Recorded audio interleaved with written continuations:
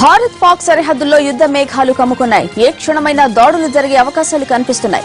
వాస్తవాధీన రేఖ వెంబడి భద్రతను కట్టుదిట్టం చేశారు. ముందస్తు చర్యలో భాగంగా ఇప్పటికే సరిహద్దు గ్రామ ప్రజలను అధికారులు ఖాళీ చేయించారు.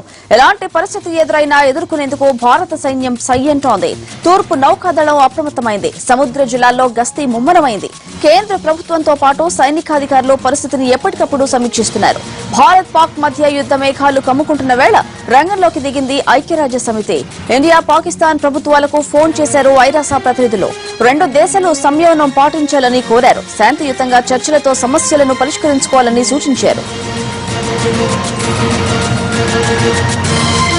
మరోవైపు ఉగ్రవాదాన్ని ఏరివేసేందుకు భారత్ తో కలిసి పనిచేసేందుకు సిద్దమని ప్రకటించింది అమెరికా. ఉగ్రవాదులు వారి స్థావరాలపై పాకిస్తాన్ సరైన యాక్షన్ తీసుకోవాలని సూచించింది. లష్కరే తోయిబా, జైషే మహమ్మద్ లాంటి టెర్రరిస్టు సంస్థలకు బోర్డర్లతో పనిలేదని, వాటి వల్ల ఎప్పటికైనా ముప్పు తప్పదని వాదించింది అమెరికా. అయితే సరిహద్దుల్లో ఉద్రిక్తతలు మాత్రం తగ్గించాలని సూచించింది యుఎస్. రెండు దేశాలు పరస్పరం చర్చల ద్వారా సమస్యను పరిష్కరించుకోవాలని కోరింది అగ్రరాజ్యం. మరోవైపు ఎట్టి పరిస్థితుల్లోనూ రాజీ పడేది లేదని స్పష్టం చేస్తోంది భారత్. కాసేపట్లో కేంద్ర హోంమంత్రి Rajnath Singh Indo Tibetan border force అధికారులతో మాట్లాడనున్నారు. సరిహద్దుల్లో భద్రతపై చర్చించనున్నారు కేంద్ర మంత్రి. So, Nike, we've seen those reports are following the situation closely, as I think you can understand.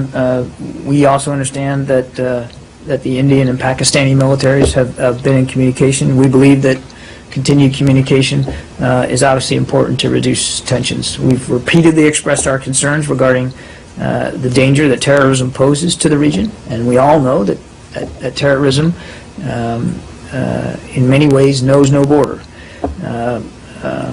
We continue to urge actions to combat and delegitimize terrorist groups like LET and the Haqqani network, Jaish-e-Mohammed. So this is something that we're obviously keenly focused on.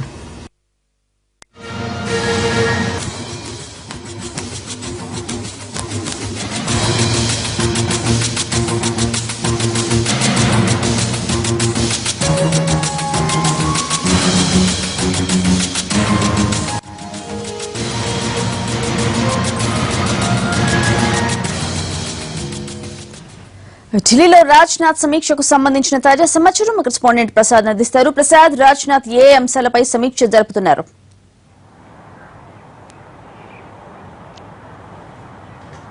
కేంద్ర హోంశాఖ సహాయ మంత్రి కిరణ్ రిజిజు కూడా కేంద్ర హోంమంత్రిత్వ శాఖ కార్యాలయానికి చేరుకున్నారు.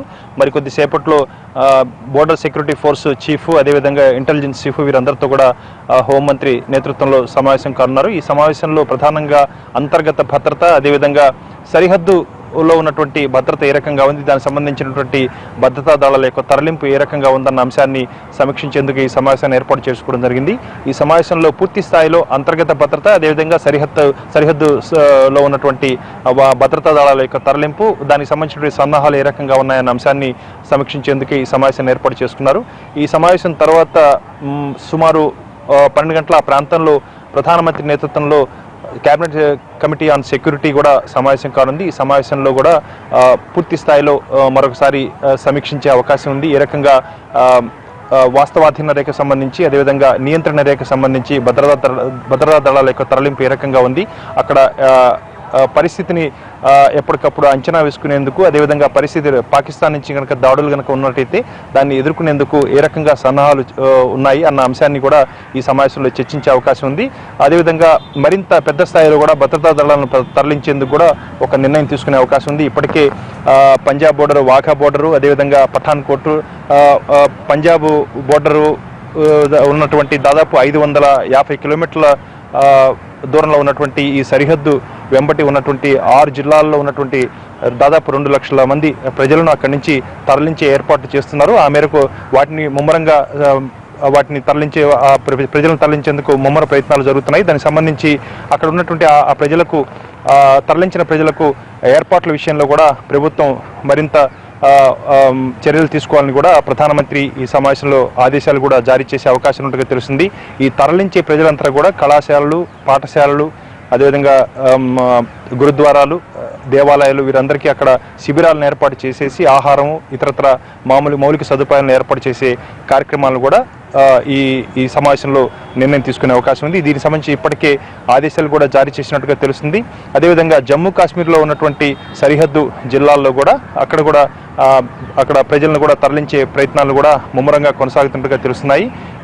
ఈ పరిస్థితులకు స్వయంగా జమ్మూ కాశ్మీర్ ముఖ్యమంత్రి మహబూబా ముఫ్తీ వీటన్నిటిని కూడా పర్యవేక్షిస్తున్నట్టుగా తెలుస్తుంది. మొత్తానికి సరిహద్దు రాష్ట్రాలన్నింటి కూడా ఇప్పటికే అప్రమత్తం చేశారు. ప్రజలను కూడా అక్కడి నుంచి తరలించే ప్రయత్నాలు చేస్తున్నారు. ఎలాంటి అవాంఛనీయ సంఘటన జరిగినప్పటికీ కూడా పాకిస్తాన్ నుంచి ఎదురుదాడి కనుక ప్రారంభమైనట్టయితే మరింత తీవ్ర స్థాయిలో స్పందించేందుకు సైన్యం సర్వసన్నద్ధంగా ఉండాలని చెప్పి ఇప్పటికే ఆదేశాలు జారీ చేయడం జరిగింది. వారికి తోడుగా బ్యాకప్ సపోర్టుగా ఉండాల్సినటువంటి భద్రతా దళాలు, దానికి సంబంధించినటువంటి ఇతరత్ర సపోర్ట్ కూడా వారికి అందించేందుకు గాను ఇప్పటికే నిర్ణయాలు తీసుకున్నారు. త్రివిధ దళాల అధిపతులు కూడా వారంతా కూడా సమన్వయంతో ఎప్పటికప్పుడు సమన్వయించుకుంటూ పరస్పర సమాచారాన్ని తెలియజేసుకుంటూ దానికి సంబంధించి సంయుక్తంగా ఈ ఆపరేషన్ను పూర్తి స్థాయిలో సమర్థవంతంగా నిర్వహించేందుకు సన్నాహాలు కూడా చేస్తున్నారు.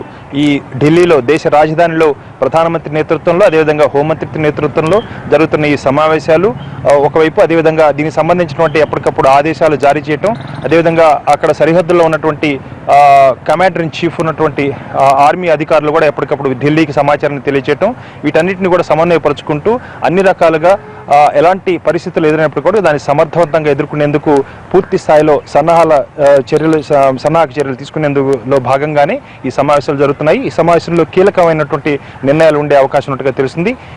ప్రధానమంత్రితో జరిగే ఈ కేబినెట్ కమిటీ ఆన్ సెక్యూరిటీ సమావేశంలో కూడా DGMO, director general of military operations ఉన్నటువంటి లెఫ్టినెంట్ జనరల్ రణబీర్ సింగ్ కూడా పాల్గొంటున్నట్టుగా తెలుస్తుంది. మొత్తానికి ప్రధానమంత్రి స్వయంగా అన్ని అంశాలను సమీక్షిస్తున్నారు.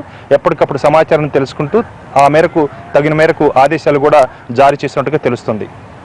Right Prasad, thank you.